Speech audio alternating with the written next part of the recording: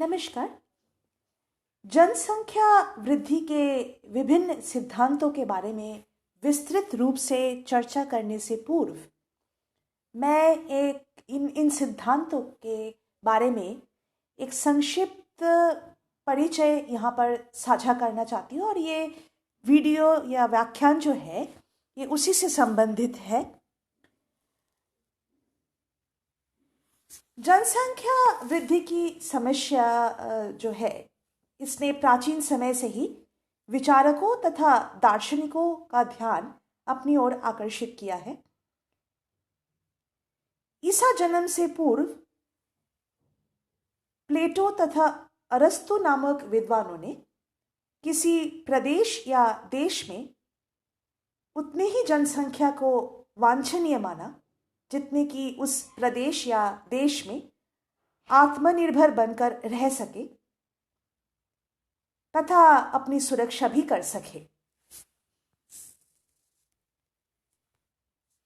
17वीं एवं 18वीं शताब्दी में वणिकवादी शास्त्रियों ने जनसंख्या वृद्धि को बुरा नहीं मानते थे, वरन उनका मानना था कि जनसंख्या की वृद्धि किसी देश के आर्थिक विकास में सहयोगी तो होती ही है, इसके अलावा भी देश की सुरक्षा में सहायक तथा देश की प्रभुसत्ता कायम रखने के लिए भी आवश्यक साधन होती है। 18वीं शताब्दी के मध्य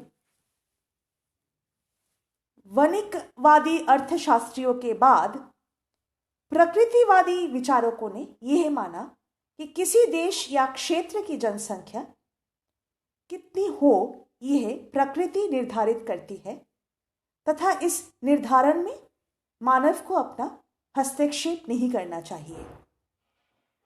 प्रकृतिवादी जनसंख्या प्रवाह में बाधा डालना प्रकृति विरोधी कार्य मानते थे। तो इनके अनुसार जितने भी प्रकृतिवादी विचारक थे, इनके अनुसार जनसंख्या प्रवाह में बाधा डालना प्रकृति विरोधी कार्य माना जाता था।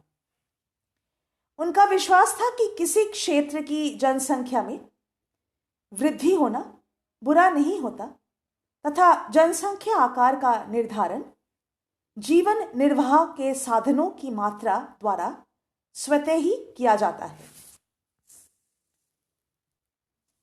प्रकृतिवादी विचारकों के बाद कुछ प्रतिष्ठित अर्थशास्त्रियों ने जनसंख्या वृद्धि के संदर्भ में अपने अपने विचार व्यक्त किए।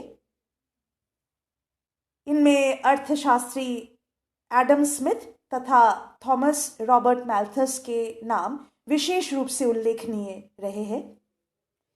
एडम स्मिथ का मानना था कि प्रत्येक जाति के प्राणियों की प्राकृतिक वृद्धि उसी दर से होती है जिस दर से उनके जीवन निर्वाह के साधनों में वृद्धि होती है। कोई भी जाति इस दर से अधिक वृद्धि नहीं कर सकती।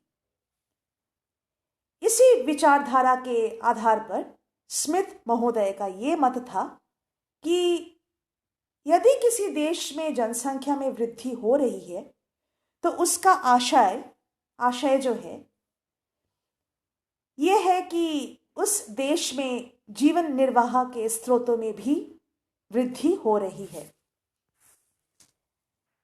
सन 1798 में थॉमस रॉबर्ट मैल्थस महोदय ने जनसंख्या वृद्धि का एक ऐसा सिद्धांत प्रतिपादित किया जिसने विश्व भर के विचारकों का ध्यान आकर्षित किया और यही कारण रहा कि मैल्थस के सिद्धांत के बाद कई अन्य विद्वानों ने भी जनसंख्या वृद्धि संबंधी सिद्धांतों को प्रतिपादित किया।